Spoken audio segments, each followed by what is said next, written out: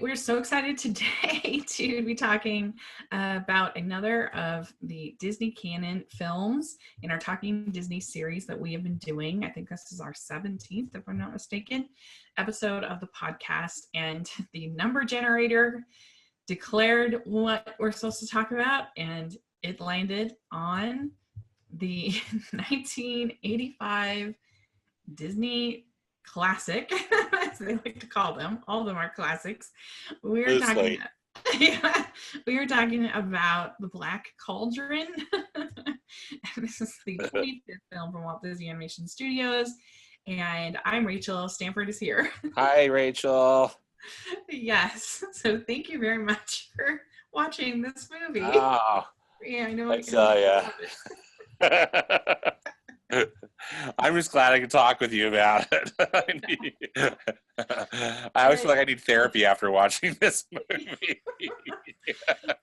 Yeah, I mean, it practically is the ever known not only as one of the great box office failures of all time, and not just Disney, but it practically brought down the whole studio. So it was almost the last. Yeah. So, yes. So it's pretty interesting, though. It's one of those movies that probably is more interesting to talk about than to actually watch. But well said. So yeah, the Black Cauldron, 1985. It was directed by Ted Berman and Richard Rich. Richard Rich. Yes. So this is, I think, maybe his last.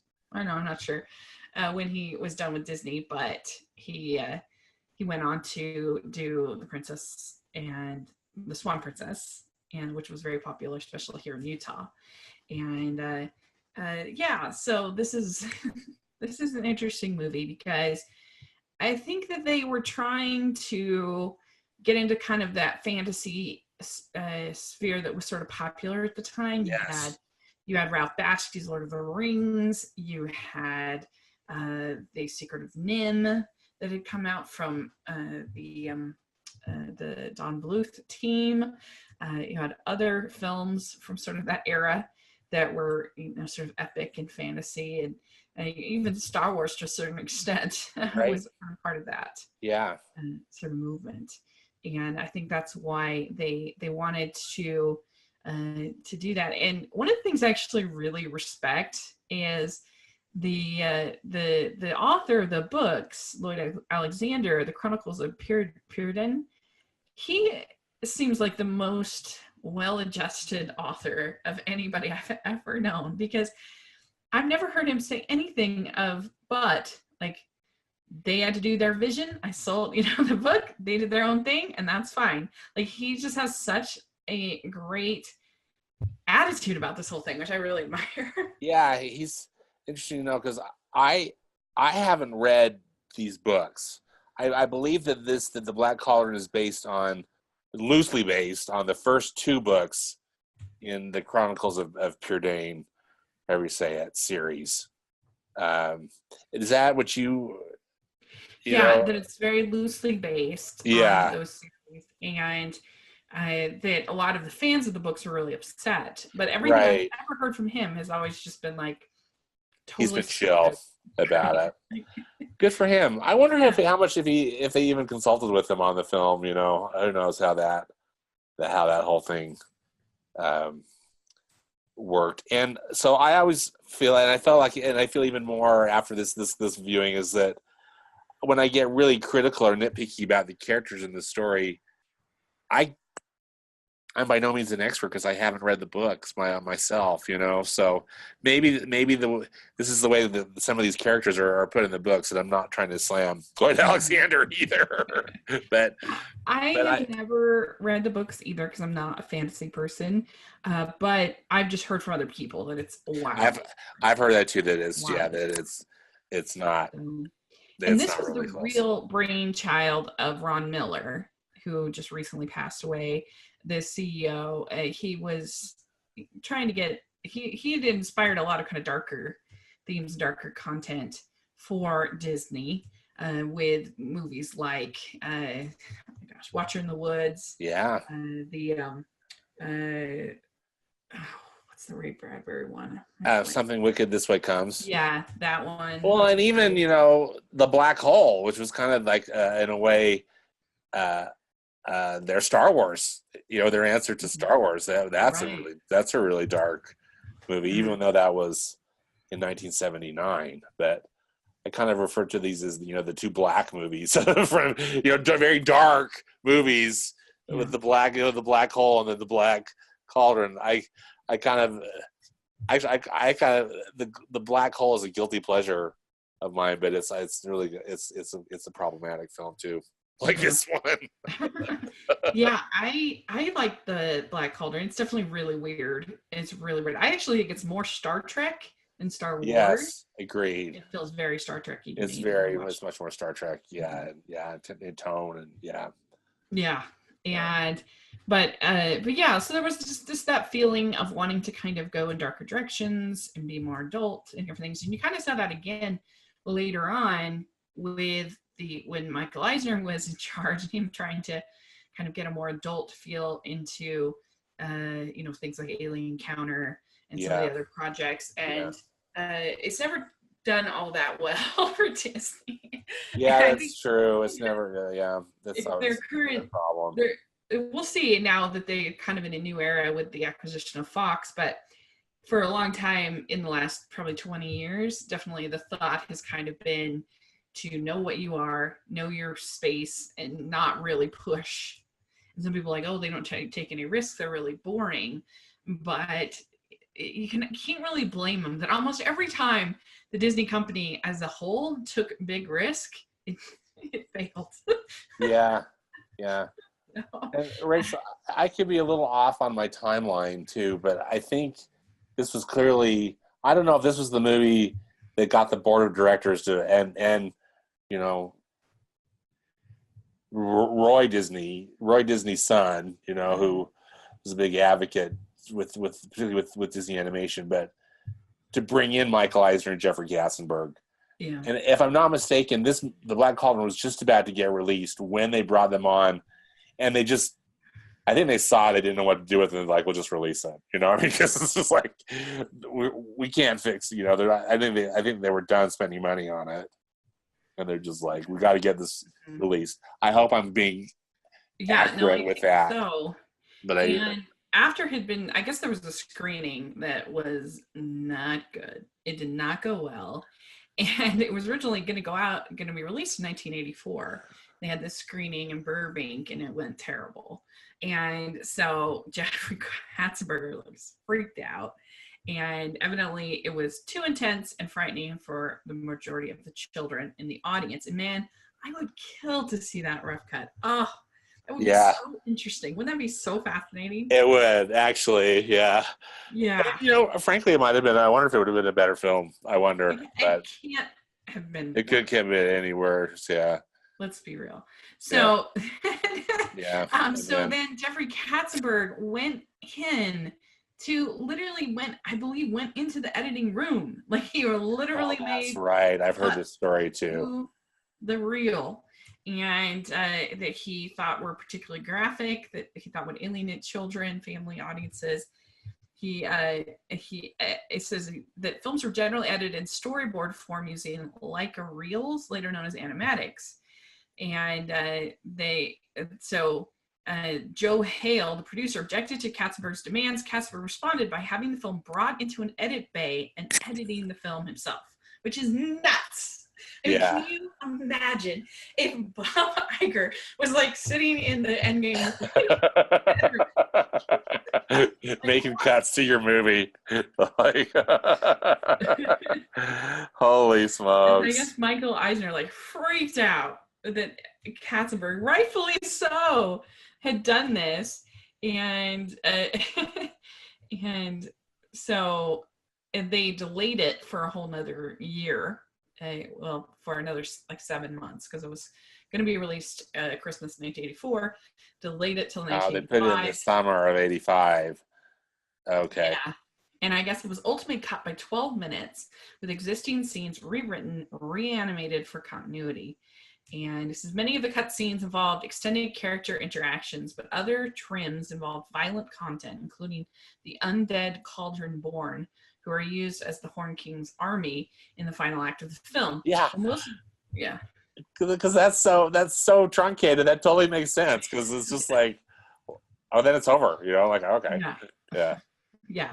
And he says, while most of the scenes were seamlessly removed from the film, maybe up to debate, but the Cauldron Born sequence contains rather recognizable lapses because the removal of the scenes of the Cauldron Born mauling the henchmen, as well as one of them being dissolved by the mist, creates a jump in the film's soundtrack.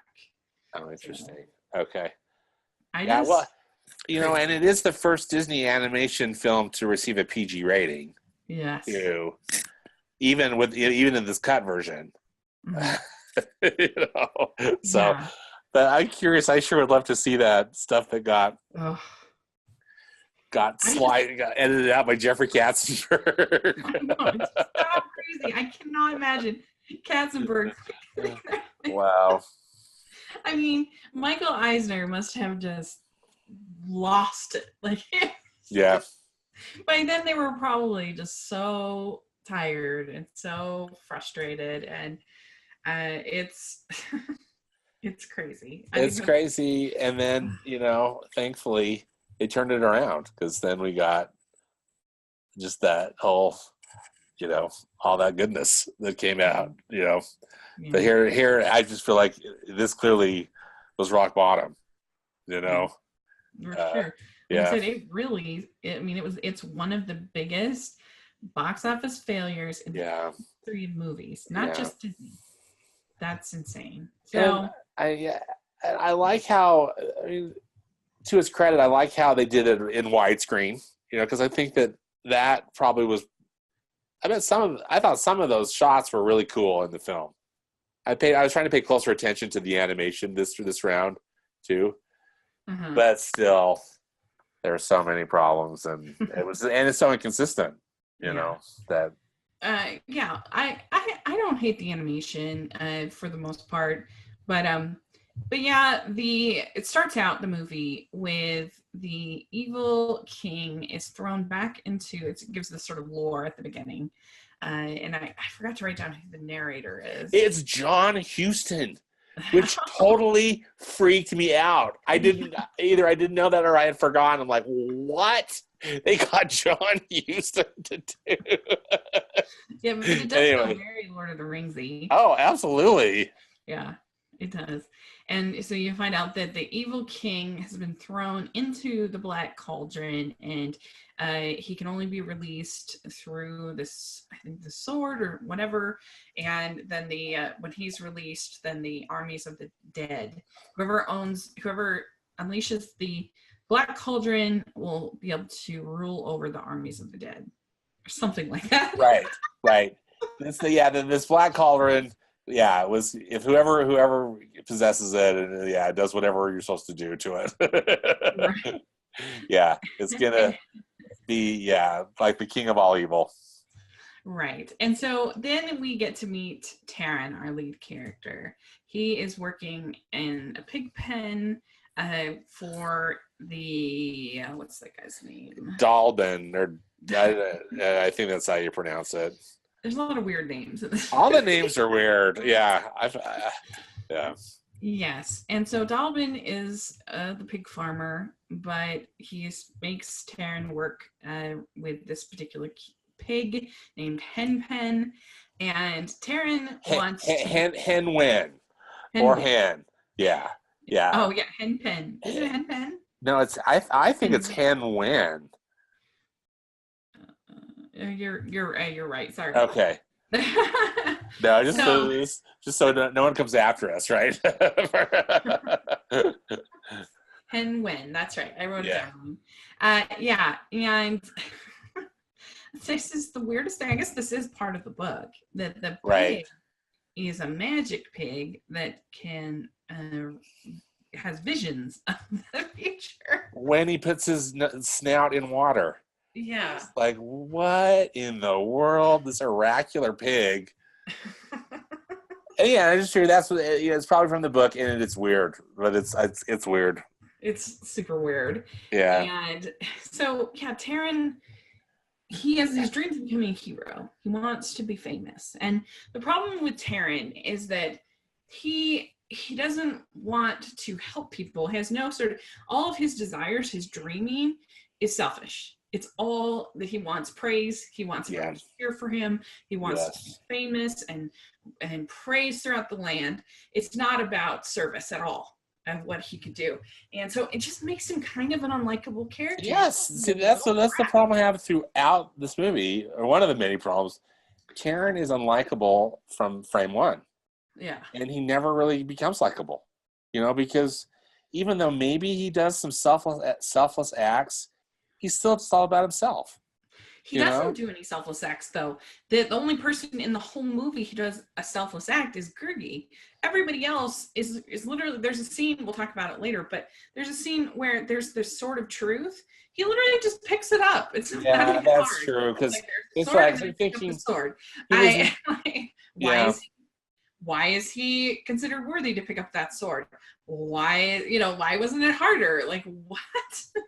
And and you're right. That's a good point, because he's wielding the sword, but it's almost just like it's out of an accident kind of thing. I mean, it's not like an intentional. He's like trying to do something. He's like protecting himself, and then the magic sword does something, to save them, rather than for him being brave. Yeah, so weird. I don't like it. I don't like his character at all. Yeah, and I don't understand why Dalvin, I guess, would give him the task of taking Henwen away. So it wouldn't, because it was, what a terrible choice. I know, because again, he's not ready. No. And maybe he think, Dalvin thinks he's maybe going to learn something, but he doesn't. It's this precious thing. It's this special thing. And then he loses it like 1 minute in. And they're, he literally, like, they've just barely gotten into the forest. And why does he lose it? Because he's looking at himself and imagining himself. Because he's having one of his little imaginative things about it. Yeah, how great he wants to be. It's so dumb. So he loses Henwen. And that's frustrating. And we do get a little bit of the Horn King in this. We sort of see the Horn King is looking for Henwen. And it is a pretty cool design, I would say. The Horn King? Yeah. Yeah, I think the Horn Kings are I think he's a really scary looking villain, and a really cool design, I think, for a villain. But I got to ask you, Rachel, do we ever learn, like, where the Horn King comes from? Because he's wanting to, resurrect all of his Horn King minions with the cauldron, but how come he's living? Where did he come from? And why is he just alone, surrounded by all those dead people? All those dead skeletons. It's so weird. I don't know. That part bugged me too. Is like, can we have a little explanation about where the Horn King came from? Because I don't think they give it. Do they? Yeah, no, they don't. No. He's just there. And he looks formidable. I mean, I think I'm with you. It's cool design, but I just get frustrated because I just want to know, tell us some more about him, because he's just evil and he just wants to, And that is one thing that Lord of the Rings, both the animated and the Peter Jackson do so well, is that both of them have just basically a little bit of exposition. Yes. Boom. Here's the world building. Here's the elves. Here's the dwarfs. Yeah. Here's the humans. Here's the hobbits. And so they explain it all really quick right up front, so they don't have to have all that exposition going forward. And I think that makes them work so well. Yeah. And we don't get any exposition. I mean, we had that exact exposition about the Black Cauldron at the beginning of the film, and that's all we get. And all these other characters start dropping in, and you're just like, who are you and where did you come from? This is a land with fairies and witches, and so I guess, I don't know. I guess that's the explanation. It's just a mystical land. I don't know. But yeah, I mean, John Hurt does a pretty good job, I think, The Oh, main he's cool. Yeah, he's voice, cool. Yeah, John the Hurt Horn does. King. I think he does a good job too. Mm-hmm. And I also really like all the atmosphere of the movie. I think you get a real sense of like the way that they've kind of the layers, and you just get a sense of sort of doom and I don't know, I think that they do a good job, and the backgrounds I think are I really do too. good. I think some of the best animation is of the Horn King castle. You Yeah. know, they've got some really cool exterior shots, and then the inside shots. They remind me a lot of the Ivan Earl work on Sleeping Beauty, and I wouldn't be surprised if they use some of that as a reference because they're very detailed and really, yeah, I'm with you. They really create a neat mood and atmosphere. What do you think of the Elmer Bernstein score? Well, again, I thought it was pretty cool that they had an A-list composer uh, doing the music. I think it's serviceable, but not necessarily memorable. Mm-hmm. I mean, I don't hate it, but again, it doesn't make me like the movie more. What's your take on it? Yeah, I mean, I like it fine. It's not one that I am, humming to myself. Yeah, Like, I don't know, even something like Home on the Range, I think as far as scores that are memorable, I would still say that's probably better than Alien personally. Yes. But one interesting thing that you might appreciate is that the soundtrack was done by the Utah Symphony. So. Oh, I didn't know that. Mm-hmm. Oh, that's interesting. Yeah. So it's Well, out that's of print, cool. but still kind of interesting. I have to try to hunt. I wonder, yeah. It's out on eBay somewhere. Who knows? Although I'm not sure if I really want it. I do like that Utah connection, though. I like that a lot. Yeah. So, all right. Then, right around this time is when Tarun meets Gurgi, and oh my gosh, Rachel. So I honestly don't mind Gurgi that much, but the problem I have with Gurgi is that I think his voice so doesn't match him in any way. Like, why does he have this Donald Duck voice? Yeah. He have a different voice. It just feels so weird. Like, it just doesn't feel, I don't know what kind of creature he's supposed to be, but it doesn't feel like that creature would have a Donald Duck voice. Yeah, I agree with you because his character design is fine. I mean, he's a cute little likable little fop, but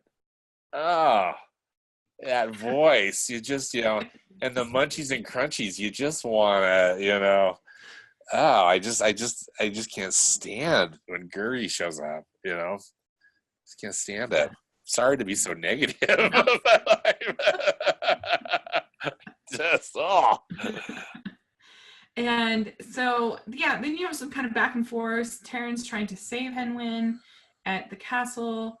Henwin only shows the location, but it's but then he throws the water away and gets. I'm not sure why he wasn't in the dungeon immediately, but this is like the worst dungeon in history.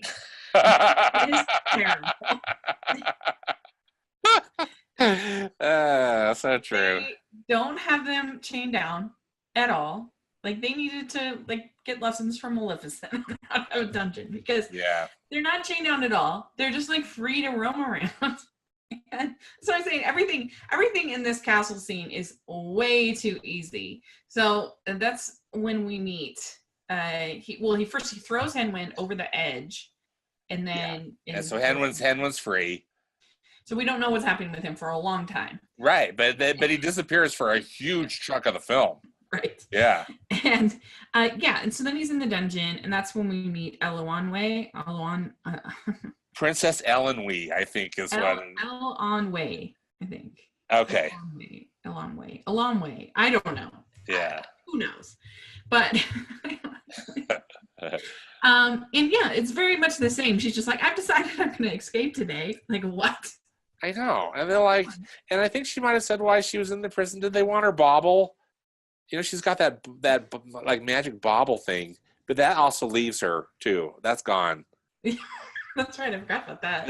It goes away, and with no explanation, if I'm not mistaken, because But anyway, yeah. She's also a princess in like the stupidest ways. Like it does not matter. There's no like people ever shown missing her. There's no kingdom that she is named to have, like be ruling or any wanting to return to. Right? Yeah, right. Or like there's no reason for her to be a princess at all. Yeah. Period. Yeah. And it does not inform her character. It does not inform her choices. She's not trying to get free to be back with her people. She's not trying to, it means nothing to the story. Zero. So it's so dumb. I agree. And I'm sure in the book, that's way better. I would hope so, because again, I'm thinking she's a princess, I mean, that's what they're calling her, or she's referring to herself as, and yeah, and we know nothing. We know nothing about her, and what in the world is she doing in this prison? No. And why does she have this? And why does she have this magic bauble? And also, she's also rather happy for being in a prison. And like, wouldn't she have? I guess where her aides, her ladies in waiting, her whatever that any kind of royal person would have. Were they killed? Was she upset by, like, what is going on with this woman? It's the weirdest thing I've ever seen. It's so puzzling. And how old is she supposed to be? She's presented as being about the same age as Tarun, I guess. Yeah. But then why would she be alone? Like, that's bizarre for this, I don't know, for this type of story for a female character. Mm-hmm. And she's just a huge miss, and I don't even like the vocals. I'm sorry. I don't either. That's the thing too. I don't care. I don't care for any of the vocals, and other than I like John Hurt as the Horn King. I think he's effective. Yeah, agreed. But wow, everybody else, Ushki. I mean, I think that Nigel Hawthorne is always good. His character is, we're going to talk about him soon, but he's fine. But yeah, this is when literally they're just like, I don't know where they are. Nobody seems to be guarding them. Nobody seems to be watching them. And they're these thugs in the prison, and they're useless. Yeah, he just goes up to the statue of the king. There's this famous sword, which why doesn't the Horn King have a sword? Why is it down there? I have no idea. And he just is like, oh, there's a sword. I'm going to take that sword. And that's it. That's all he has to do to prove worthy of the sword. And they get out relatively easy. There's a few little bumps, a few little scuffles. But for the most part, this is easy streets when it comes to this. And as we were talking about, the sword is magic. And somehow, when something comes in contact with it, it like disintegrates it. It's not like really a sword. It's more like some kind of, I mean, it is a sword, but he's not using it as a sword, right? It's like, it touches something, like he didn't cut through the chains. It's like he touched the chains and then the chains kind of melted or something. I mean, you're like, it just fell apart. Yeah. You know what I mean? Yeah. It's weird. It's very vague. I don't know what the sword really is for. It's vague. Well said. Then we meet Fluter Flam. Great name. I like Fluter Flam's name too, but again, what is he doing in the prison? And he just like escapes so easy. He's just like, why haven't they escaped sooner? That's what I want to know. He's just this happy-go-lucky kind of guy with a harp. Yeah. And he's just like, I'm in prison, and he's not like malnourished or I think if there's one thing that this movie didn't need, is more unnecessary sidekicks. Like this movie, because you got Henwin, you've got Gurgi, you've got. I know. And again, with no explanation, like, who are these people? I don't know. And he's he's clever enough and fun enough, but it's just like, but again, like, what's he doing there? I don't know. It's frustrating. And this is when we get Taryn telling Eloanwe that, what does a girl know about swords? And I'm thinking, so what do you know about swords? Person, like, your whole life. What?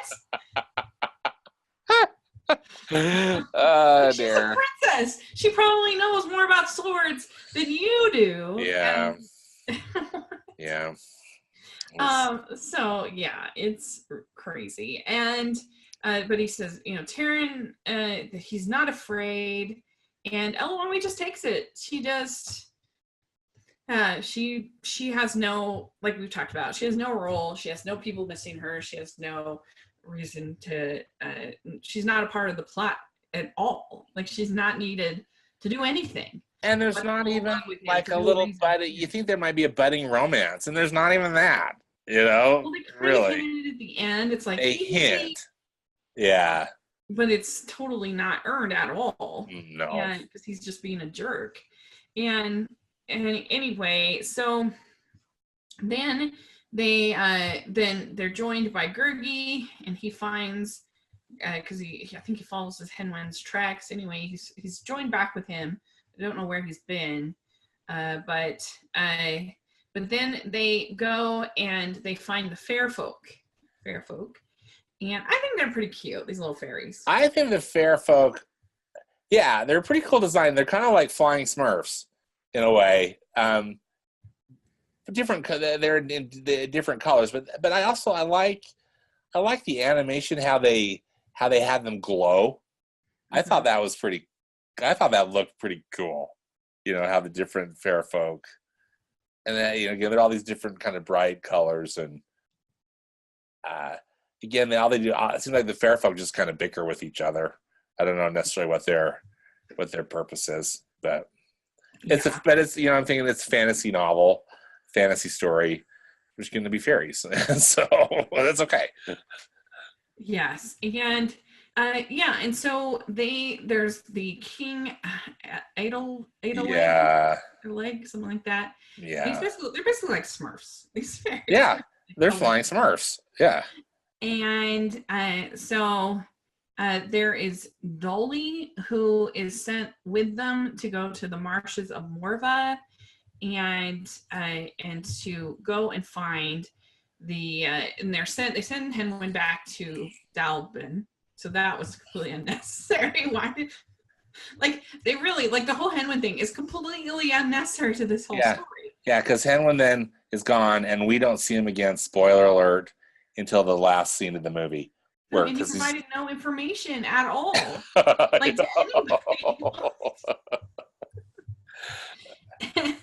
And I guess they're following Henwin's trail, so I guess that's why he's necessary. But anyway, they go with Dolly to Marva, and they meet these three witches of Ordu, is their names. Yes. And they are in charge of the Black Cauldron, and so they are. They say the cauldron is indestructible, and that its power can only be broken by someone who climbs in under his own free will, which will kill them.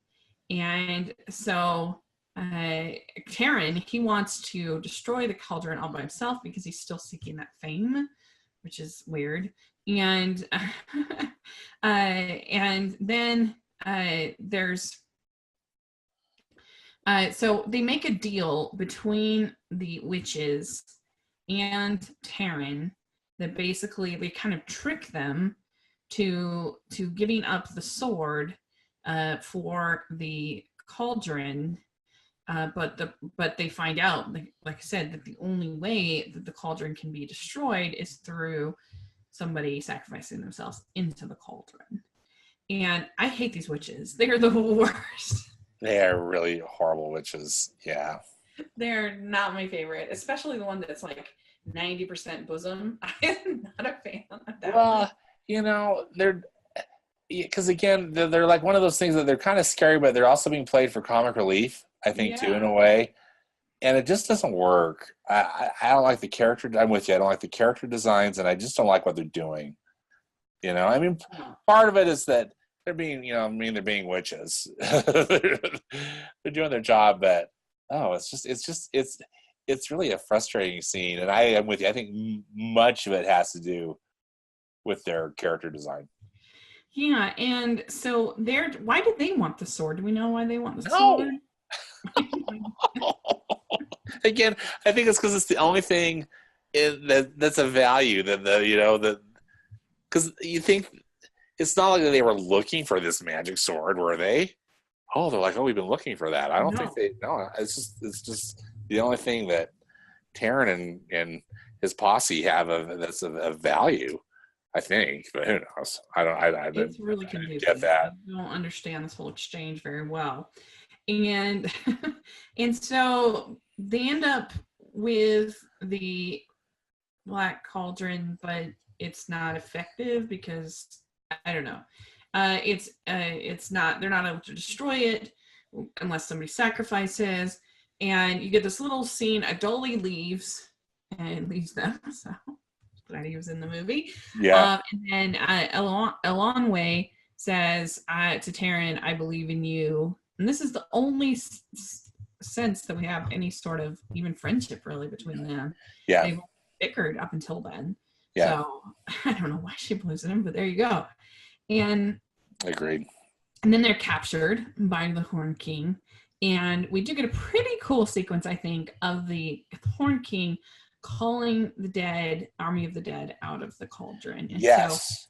So, I think finally we got something. Yeah, that's kind of cool, and very artistic, and I think, and scary. Like that would be. But again, it's like the whole finally something's happening. And it looks kind of cellophane. It looks sort of clear. The way that the army of the dead, the layers of it, and the way it looks really cool.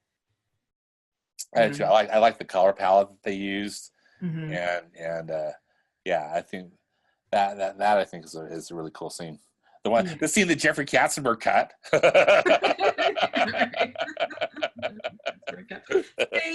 Save the original cut. Save. That's right. Doing right now.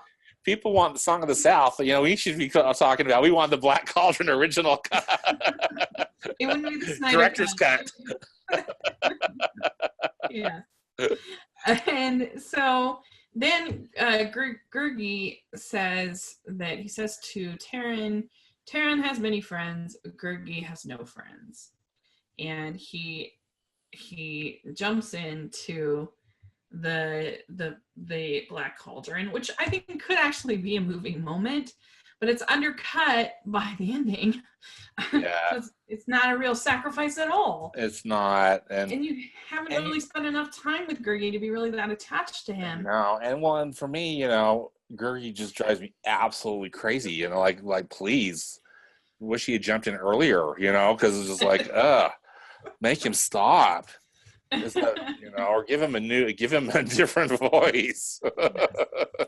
So, yes, and so I'm so sorry to be so negative. No. I really am.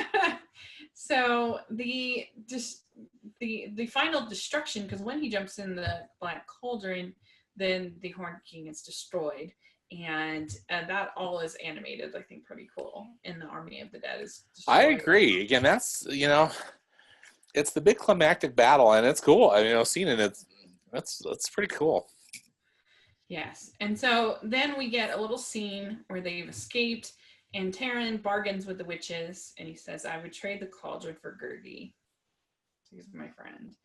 And and then he comes back. So that kind of undermines the value of his sacrifice. Even if if you liked Gurgi as a character, at least he did something, in the movie, and then just have him back right away. It's kind of like, well, that was lame. Yeah. Yeah, and then Elwanway and Taryn kiss, and they head home with Fluter Flam, and there you go. That's it. That's the movie. Yeah, and we find out that Henwin is back with Dalbin because he puts his nose in the water, his snout in the water, and we see kind of in silhouette Taryn and the princess and Fluter and Gurgi all coming back to where the film started. Yeah. So it's an interesting one, that's for sure. It's it's one of those. I think I always feel bad, particularly with the Disney movie, because I feel a certain I just love the Disney movie so much that a missed opportunity, because I don't want to be prescriptive at all, but it's just too bad that it's just not a better film because I think it had some potential. Right. Again, I don't know about the original story, but just even given the elements that it had, there could have been stuff done that actually could have made this a really fun and a compelling adventure rather than this kind of confusing mess that that we got. Yeah. And I feel like it's worse every time I see it. Yeah. It So doesn't. It does not improve. no. No, I'm with you. I think it gets worse. I know, because at first, I think when you first see it, it's kind of an oddity, and so you're sort of curious, and so it's there's just no other film like this in the canon, and it's just the history about it, so it's sort of interesting, and but then I don't know, after not too long, after the second time I watched it, I liked it less, and then this time I liked it less. And so I had it on my second ranking. I had it at 49 in my ranking, but I think it would be lower now. So I have it at the absolute bottom. I think it's the worst film that Walt Disney Animation Studios has made. yeah, I can understand that. For me, what's my worst? My worst is Home on the Range. That's my worst. Oh yeah, Home on the Range is in my bottom 5 for sure. But I think the Black Cauldron is still ultimately a worse movie. It's splitting hairs. Yeah, good point. Man. What are you gonna do? Good point. So I don't know. It would definitely be lower now. Probably maybe 54, 53. I don't know. I don't feel like it's mean spirited in the way that Chicken Little is for me. But anyway, it doesn't really matter. But yeah, so that's where I had it last time I did ranking. So we'll see what I do whenever we finish this. You do, yeah. 4 years. So let's see what we're doing next time. This is very exciting. I know, I'm excited. And thanks again for putting up with my rants. I'm just again sorry to get so negative about it. But again, I think it's just one of those, I wish it had been better. I just wish it had been better. Mm-hmm. Yeah. Yes. Awesome. Yay. We go from like one of the worst to one of the best. Yay. Yes. So that's very exciting. We've hardly gotten to do any Renaissance. I know. I'm excited. Yes. Although should we try? Well, we've already done Aladdin. Now that I think about it, I was going to say, should we do Aladdin? But I know, because we've already done it. That's true. We've got this Aladdin remake coming out. We should probably, because Lion King, is that July or is it? Yeah, July? Lion King is July. Yes. July. We should probably do Lion King in July. Yeah, that's a good idea. Let's do that for sure. So there you go. We're gonna do Beauty and the Beast in May. So that's so exciting. Yay! I'm excited. That'll be like a palate cleanser too. Responses from Twitter. Zachary Post says, honestly underrated. I do think it's one of the films that could benefit from a live action remake, which I actually agree with. I think that's the kind of thing you want to remake, is you want to make movies. You want to remake movies with potential that failed to live up to that potential. And this is totally an example of that. The only thing I think about it is that I think it would be very expensive. Mm-hmm. So that would be the hard part. They would probably cost 150 to 200 million. Oh yeah, it would be expensive. Mm-hmm. Well, it's a lot of CGI. And big CGI epics have not done great as of late. So that would be the only thing that's probably holding them back. We'll see how Mulan does, because I think that's supposed to be more of a sort of epic feel. So we'll see. Jaden Sapp says, I haven't seen it, but I've been warned to stay away from it.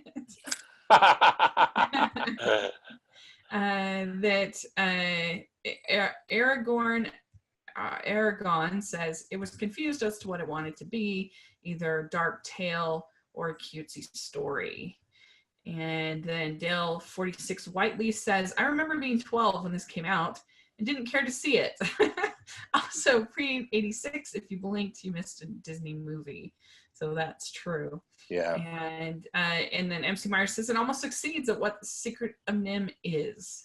It's bold and brilliant and a big sloppy mess. Its failure is one of the reasons that animated films, wrongly, are usually considered kids' movies. Some scenes are beautiful and others, often the rushed post-edits, aren't. I love the non-traditional dynamics and darkness. So that's interesting. Mm-hmm. Richard Southworth says, long time since I've seen it. Didn't think it was great. I like Doug Walker's description of Gurgi's voice, Donald Duck on his deathbed. With munchies and crunchies on his deathbed. Matthew Wolfstein says, I say it's worth discussing the fact Jeffrey Katzenberg interfered during the editing stage. Explains a lot regarding how the final product turned out. It's a film with a lot of production history and would benefit from a podcast. So we hope that, Matthew, you enjoyed our podcast on it. Animated Antics says, the Black Cauldron is honestly a mess. The story is way too unpleasant, the animation is sloppy and sometimes ugly, and the characters are all bland. It really left such a bad taste in my mouth that I had to watch Great Mouse Detective afterwards. Yeah, agreed. Yeah. I'm so glad we got Beauty and the Beast to look forward to. Yes. So a few others. Matt Hatterson says, to be honest, the characters kind of ruined the film. It made me want to point out what they miss in the book. Elmer had a lot of character in there, so that's not a surprise at all that she was way better. Absolutely, that she was much better in the book. Yeah. And he says, if any Disney needs to be in live action, it will be this. It seems live action worthy for the good of it. So that could be interesting. So a bunch of other comments, but. Or one other kind of, this is Leviticus Rot. He says, it's not a masterpiece by any stretch, and the soundtrack dates it pretty severely, but it's not as bad as people make it out to be. I personally really appreciate when Disney and other animation studios take these kind of risks and create something darker. So there you go. That's some of the thoughts of people on Twitter. Interesting. Rachel, one more comment, and I promise I'll be quiet. You're fine. The one character we didn't mention in our discussion was that horrible little green sidekick of the Horn King. You're right. You're right. I can't remember what his name is. I think I wrote it down, or maybe not. But anyway, again, super annoying. And what was his purpose? Again, kind of comic relief, and he's the bumbling sidekick of the Horn King. Who you think that the Horn King is so temperamental that he'd be fired, like instantly you're killed or something, because he's just he's another kind of like I think he's trying to be kind of like the goons. Yes, from Sleeping Beauty, and particularly maybe even the Crow, kind of yes, kind of character, but. He's at best forgettable. Oh, I completely forgot about it. Well, yeah, because we completely forgot about it. It was, he came to me as you going through the Twitter comments. It's like, oh yeah, I meant to mention how much I didn't like that green character either. Just one more character to not like in this film. Yes. So we have been working with my friend Jonathan, who's been helping me to create a separate podcast feed for Talking Disney. It is up, but it's not completely updated with all of the episodes. But I'm going to put a link down to it if people want to check that out. But I'll also put the main Rachel's Reviews iTunes link in there as well. Eventually, we'd like to have that up as its full own channel on iTunes and everything like that. And that'd be really cool to kind of get more people to find out about the podcast. So anyway, check that out. I really appreciate it. And Stanford, where can people find you? Well, I'm on Twitter at Stanford Clark, and I also have a movie blog and podcast, which is at moviespastandpresent.com. Yes, I'll have that all in the description section, so make sure to check that out. And you can find me at Rachel's Reviews all over social media and on iTunes and YouTube. If you're listening on iTunes, if you can give us your ratings and reviews, really appreciate it. And if you're listening on YouTube, if you can give us your thumbs up, subscribe to the channel, we really appreciate that as well. And so we'll look forward to doing Beauty and the Beast. That's going to be so much fun. Yeah, I cannot wait. And so thank you so much. Let us know your thoughts on Twitter or in the comment section, what you think about Black Cauldron. We would love to hear. And thanks so much. We will talk next month. Bye. Thanks. Bye-bye.